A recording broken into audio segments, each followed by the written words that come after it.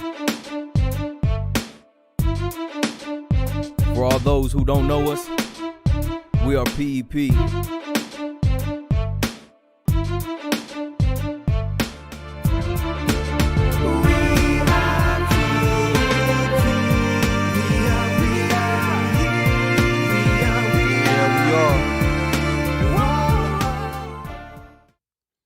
Good evening, fellas. Welcome to the 14th episode of Fresh Start Live with Fee and Pat, where the motto is, stay ready to keep from getting ready. I'm Pat, and as y'all can see, Fee went on vacation, and he came back a little bit darker. Actually joining in, Fee's on vacation with his family, much-needed vacation. We wishing they have much fun and relax. So sitting there and joining today is Donald Jones, 1/3 of our Houston Reentry. Donald, introduce yourself. My name is Donald Jones, a.k.a. Red Hot. All right, fellas. So our guest, the weather kind of messed him up and scared him off. So what better way to sit and talk to Donald today, and let's revisit reentry. You know, I think about my own reentry, coming to Houston, where I knew no one. Only connections I had in Houston was PEP brothers, you know, in PEP office. And I hear a lot of people in that situation, they'd be scared, but I wasn't scared. And what about your own? Well, I really didn't have too much to expect. When I got out, I was kind of scared of what was going to become of. After that, basically, I just took it one step at a time, one day at a time, and I had the support of my brother. And my brother told me once I got out that I can come live with him and help him with his wife since his wife was ill. And once I did that, got back on my feet, had several jobs, and I'm employed with PEP, and I'm enjoying it. So was that your plan? Last week we talked about plans. Was that the plan you had when you left? No, it was not. I never thought I'd be working for PEP. Really? Never did. That's pretty cool. You know, you say you went with your brother. And technically, you know, I went with my brothers as well because I went to Open Door Mission. And there was quite a few PEP brothers there, and you know, having that familiarity with them and the path that had already been laid at ODM with the administration and how they viewed PEP guys coming in, man, it was cool. You know, even though we were in a dormitory style housing, you know, it was kind of like everybody face to face, but just having that was reassurance for me, having somebody that was there that I knew, and I knew that we shared a common goal. That was important. So I guess that's pretty much similar to, like you say, you went to your brother's house. I went to my brother's house. And, you know, the funny thing about it is, you know, he came down from a graduation. And the shocker was we hugged each other for the first time since we've been living. Oh, wow. And that it brought tears to my eyes. And to actually know that he saw the change in me after graduation, he opened his arms. And he had never done that before. Oh, wow. And it really made me feel good. How's that relationship now? Great. Okay. So in my reentry, my story with my brother is a little bit different, you know. Because my brother was one of those kids, man, who felt he had to live up to an image of who he heard I was or thought I was. So while I was incarcerated once, he ended up being incarcerated like 5 times. Okay. While he was incarcerated, we had great communication. You know, he had all of these plans and I was saying all of the right words, you know, and it's kind of like when he wasn't incarcerated, you don't hear from him. So, you know, when I get out and I'm navigating my own reentry, he'd been out, I guess, about 2 years at the time, and he was still caught up in the same cycle. So he started to get into things, and people looking to me to help him and correct him. And it's like, you know what? I'm figuring this thing out myself. You know, I'm in a complete different city, you know, so every day it's like a new day of reentry. You know, home is steady pulling, but at the same time, I'm man enough. When I made the decision that I wanted to do or what I wanted to do for my life, I was going to see that through, man. And going back to Fort Worth wasn't an option for me. And it's just like, you know, I even thought about going back to Abilene, West Texas. But job-wise, it's nothing there. No. So I decided to come on back to Houston, and I had a place to stay and start over. So why Houston over Dallas? Because of familiarity or what? No, Dallas, I have a whole lot of classmates and other friends there that I prefer not to say. Yeah, I asked because I see you in Dallas all the time. Every time I look around, you in Dallas, you in Lubbock, you in what's the last place you was in? Abilene. Not Abilene. What was you just at 2 weeks ago? 2 weeks ago. I commented, oh, you was in Fort Worth. Yeah, That's Fort where Worth, you was, yeah. Fort Worth. Stay out of Fort Worth. But, you know, so let me ask you this question. This is a question I ask people all the time. How long do you think your reentry lasts before you say you completed reentry? I don't think it'll never last. Because you're steady trying to make sure you go down the right path at all times. You know, like I tell the guys on my caseload, just take it one step at a time and one day at a time. You know, I think about the same because I think about my own reentry, and I think one of the things I shared with Feed a couple of weeks ago was the terminology or the definition of career criminal. And, you know, they define a career criminal as somebody who's got more time incarcerated than on a job. Right. And I feel like to this point right now, I still have more time incarcerated and doing wrong than I have in doing right. So until I surpass that, I guess I'm going to still be in reentry. Yeah. You know, so. Reentry never ends. It never ends. What to you, what is the most important part? What has been the most important part of your reentry? Actually, getting back the trust of my family. Because I remember the times that my brother basically turned his back. And when he saw the change, he opened his arms, and it's been great ever since. The relationship that we have now, it's only two of us left now. Okay. We just lost the middle brother about 6-7 months ago, and it's just us. You the oldest? I'm the baby. Bro, you kind of old. You ain't got that many summers, man. Say, we got quite a few brothers joining us today who also know a thing about reentry. So first and foremost, let's give a shout-out to our OG, my partner in crime, Class 1 OG, Fee, joined us from Pensacola. Sergio, we appreciate you. Ex-Con Fitness here as usual. John Castillo, rolling the Bay City. Be careful if you're driving, bro. Stephen P. Martinez, thank you for joining us. And, of course, J. Mo.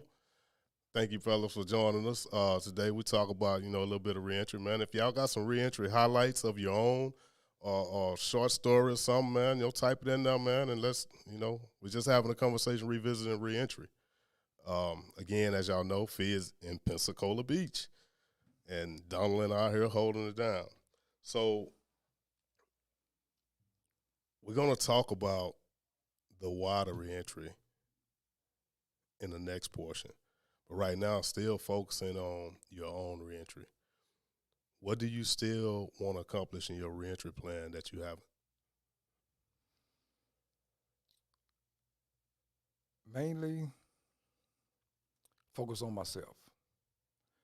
Make sure I'm on the straight and narrow. Also, as for financial, make sure that I have all my, like we say, ducks in order. Like we were taught in the entrepreneurship program about your finances. Always make sure you have enough to cover at least anywhere from 3 to 6 months in case you lose your job. If you fall short, bro, I'll give you $40 for that 70-inch TV you got, 75-inch. I don't know what you're talking about. I don't know what you're talking about. What that orange hat? You know, and I think about my own reentry plan, man. You know, I find myself starting some aspects over. Mm-hmm. Like one of the things I talked about last week is starting school again. You know, that was part of my original reentry plan, but I realized because there's levels to it, mm-hmm. until I'm at the point in my reentry where I want to redo this and complete this and get this done. And, you know, before credit, I didn't care about credit before, but now it seems like I've set goals for myself, and credit is very important, and I didn't realize that until in my late 50s. Go back to one of our early videos. We actually talked about credit with one of your classmates, I believe, or you guys were both at Estes, Dustin. Dustin, okay. Okay. So let's think about reentry. You know what? I'm gonna give you the opportunity to ask me a question, so it don't seem like I'm interviewing you. It won't be the first time. It won't be the last time. Nah, I interrogated you, bro. That wasn't interviewing. Nah, not like that. So if there was something that you had to do all over again prior to reentry, what would you do? You say prior to reentry? I would say nothing. Okay, after reentry. I would say nothing. Why? Because I think everything that I've done, everything that I've been through, only served to make me who I am. I haven't done anything or been through anything that, one, killed me, two, killed or hurt anybody else. I look at it as being a lesson in everything that I've gone through. It's either been a lesson or a blessing. So I'm thankful for all of it. Most of it, it puts me in a position to share that with somebody coming behind me, if it was right or if it was wrong. So, which, with me, my reentry, you know what, for me, why reentry is so easy? Because so many other guys had walked that path for me. You know, I don't care what they did in their lives after I got out, but prior to getting out, in the first year or so that I was out, there was a lot of guys that I leaned on who had already navigated. You know, for me, like the biggest surprises when I got out here, people talk about the biggest surprise that I had, the craziest deal, we went to the gas station. and I was going to go inside and pay for the gas. And John Shaw started laughing at me. Dude, we pay at the pump. That was it. Everything else, man, you know, because I had already been picking their minds in my reentry plan before I got out. You know, so it wasn't too much that, you know, was a big shocker I would do over. And, you know, it's one thing I can say, you know, on the inside, going through the actual PEP course, you know, you hear so much about PEP inside, what they're doing on the outside. And I'm going to be honest, I kept saying, no, it's not real. It's not real. But once I hit solid ground and got in contact with PEP, hey, it's awesome. It's something that I will never forget. It was always there for me. So we gotta, okay, Fee said reentry is hope. I just learned about the Harvard experiment in 1950 about rats and hope. Y'all look that up because I'm most definitely going to look it up as soon as we get off of here. So, you know, it's that time of the show, Donna, where we do this thing. Fee likes to call it the reconnaissance mission, but I think it's more fitting that we term it PEP Blind Date. So I promised you guys 2 weeks in a row that I was going to take care of that. So this week, I got it done. So I, of course, am the first participant of the PEP Blind Date. And I had the opportunity to go and have lunch with Josh. Josh has been out a little more than 3 weeks, navigating the streets. He's from the area. He's lived in 11 different counties in the area. So he's aware of the streets. So if we can get Edison to put the video on, it's short, concise, and to the point. Hey, this is Pat McGee, a.k.a. Patty Cake, a.k.a. Pat Banana, a.k.a. Precious. So I finally took care of that blind date that I told you guys I was going to take care of. So I had the opportunity to go to lunch with Josh. Josh has been out, I think, a little more than 3 weeks, probably about 3 weeks and a couple of days. Turned him on to some of that Thai spice. We had that pork fried rice. But Josh is from the area, so he's navigating the streets pretty well. Pretty determined guy with what he want to do. we got to talk about a lot of personal things and saw that we had a lot of similarities. You know, like myself, Josh is also the oldest child. Didn't have the easiest childhood, but made the most out of it. Excuse me, but I think where we really connected is because he's going through a situation now with his mom that I kind of went through with my son. So we connected and we exchanged numbers, of course. We just made, you know, we said we're going to try to get together, man, you know, every couple of weeks, kind of go have lunch, kind of catch up, see where he's at in life. He's a very strong-willed, determined guy, so he's not the kind of guy who's going to ask for help. So personally, you know, I said, you know what, I was going to stay in this business, kind of prod him. But yeah, that was my blind date with Josh. All right, fellas. All right. So I just want to know one thing. Who's next? Because you two can also be a sponsor on a blind date. Yeah, feed double up. Yeah, you can also, fellas, you know, take this opportunity, man, you know, because I realized to step outside of the role of a PEP staff member and really just go and chop it up with him on a brother-to-brother level, it was cool. You know, and like I say, we had conversations and realized how many similarities in life that we had and how we thought alike at the same time. And he's probably one of the flyest white guys I've met since Elam. But fellas, if you too, like I say, you can sign up, go take somebody out, reach out to Harvey. His email is in the contacts. Reach out to myself, reach out to your life caddy, just reach out to somebody, man, and take the opportunity, man, to go and be a blessing to one of these guys. You may find up you end up being a blessing to yourself. So at this portion, we usually have our guests. So being that you are our guest host, we're gonna change your hats for a minute. So we spoke about your reentry as we talked about my own earlier. Now, what I want to speak to you for a minute about is the role of serving in reentry. So the first question I want to ask you is, because you mentioned having several other jobs and not expecting or hoping to work with PEP, what is your why for being a part of the reentry team? My why is giving back. I enjoy helping people as much as I can. Back in the day, back in college, when I played Kappa Alpha Psi, and then became a Mason, and that's basically all community service. Okay. And that's all giving back to the community. I'm a helper, just like in church. I'm a usher. That's basically helping people to the seats. Why? I just enjoy seeing people better themselves. Okay.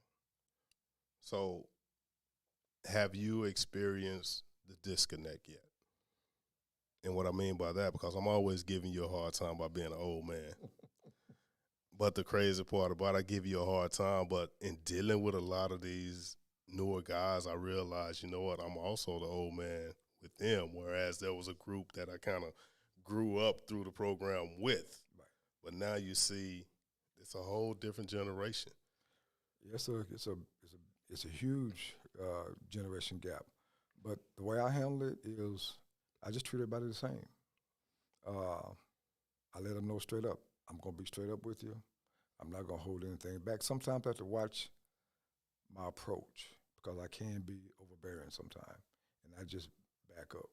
But mainly, if I can sit down and hold a decent conversation with you about any and everything, it's good. And all I ask is just be honest. What is the objective of a life caddy? The objective of a life caddy is making sure that you actually, with the participants, guide them the correct way, assist them at least for the first couple of weeks that they are out, make sure they have all the documentation, take them to appointments.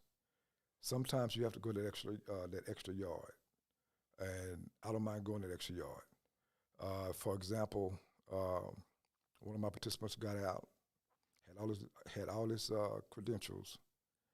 He had a job in 2 days. That really made me feel good. And I actually took him to his interview.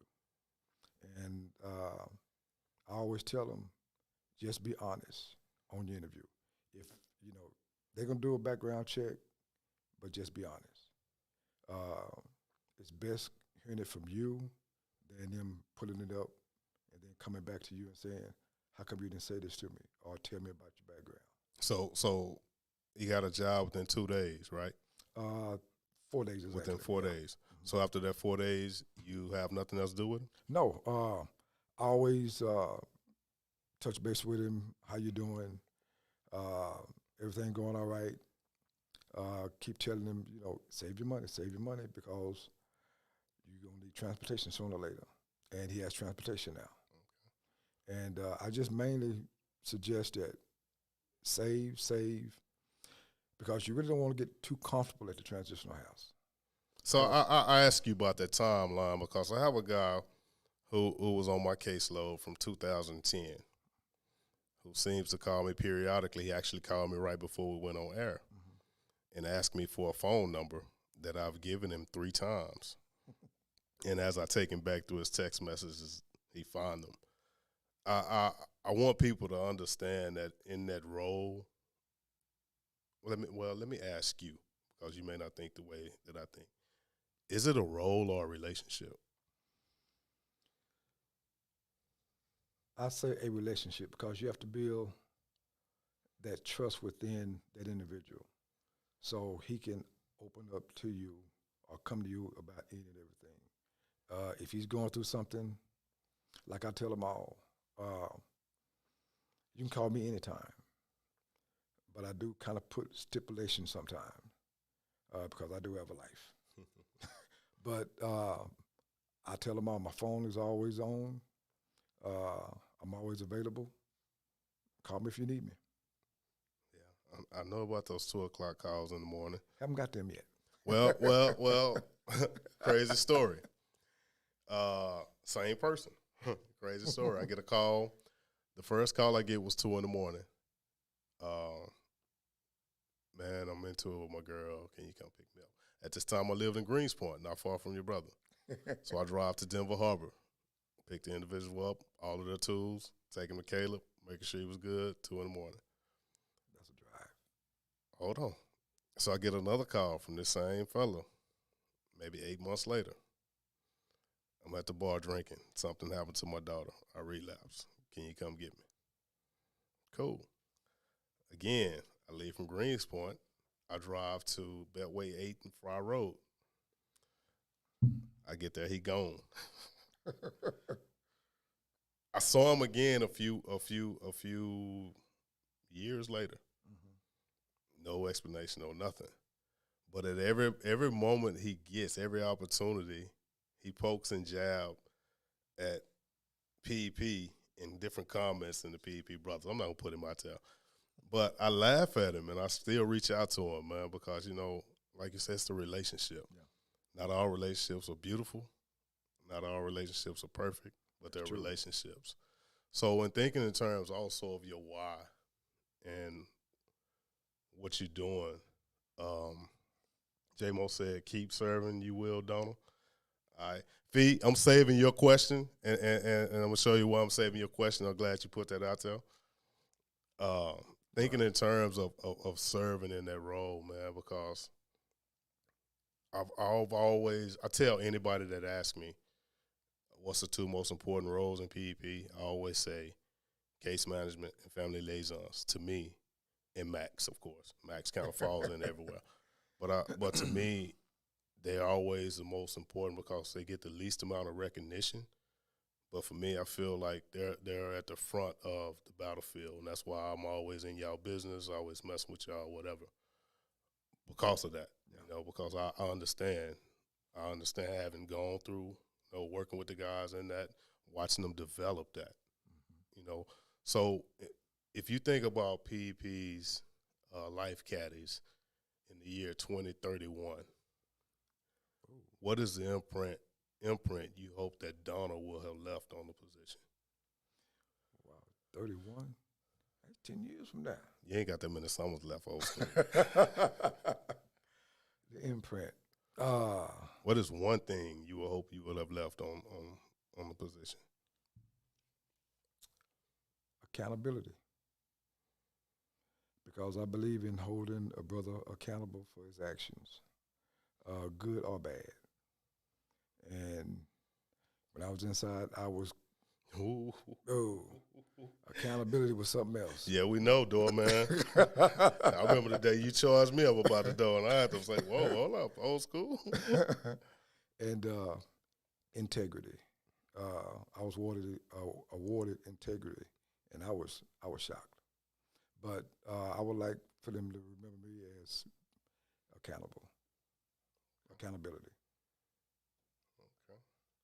Well, my brother, again, I thank you for coming and joining and sitting in for Feet of Day. From now on, I'm going to call you the dark-skinned Feet Tran.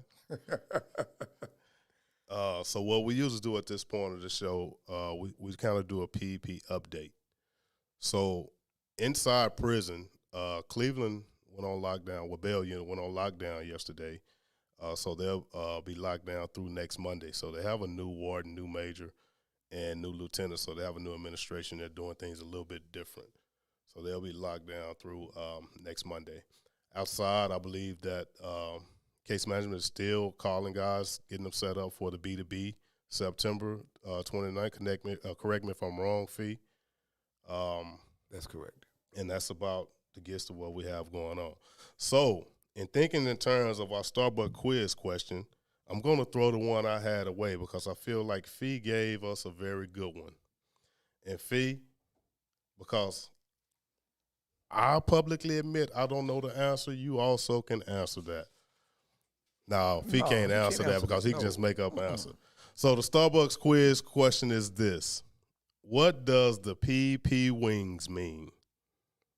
Interesting. So y'all see, even though he's in Pensacola, Florida, he's still pushing my brain. My brother. So what we got? For real, the calls will come. Okay, X-Con Fitness, we see you. J-Mo, what you laughing about? So again, that question is, what does the PEP wings mean? Can we get an answer in 5, 4, 3, 2, 1?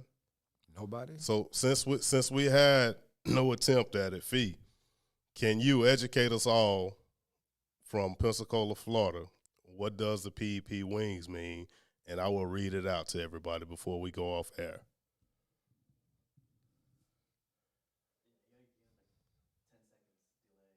Okay. Again, what does the PEP wings mean?